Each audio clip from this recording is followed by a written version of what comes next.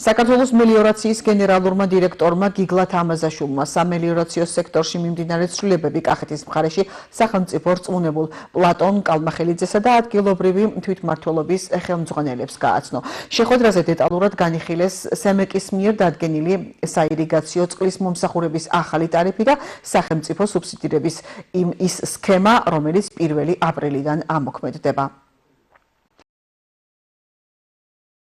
აღნიშნულ შეხვედრაზე ჩვენ გავაცანეთ იმ ტარიფის მიმდინარეობა და იმ ტარიფის სტატუსი, რომელიც ამოქმედება 2026 წლის 1 აპრილიდან, მოუწოდეთ მოსახლეობას, რომ ჩაერთნენ სახელმწიფო სუბსიდირების პროგრამაში და გააფორმონ საქართველოს მელიორაციას და წყალსამეურნეო განრიგები, რათა დროულად მიიღონ საირიგაციო წყალი. საქართველოს მელიორაციის ხელმძღვანელმა და მათმა წარმომადგენლებმა დღეს გამართეს შეხვედრა კახეთის მუნიციპალიტეტის მერებთან და მერის წარმომადგენლებთან სოფლებში, სადაც მომოვიხილეთ მელიორაციის მიერ დაგეგმილი პროექტები. კახეთი არის აგრარული რეგიონი და ჩვენთვის ძალიან მნიშვნელოვანი აღნიშნული სერვისი.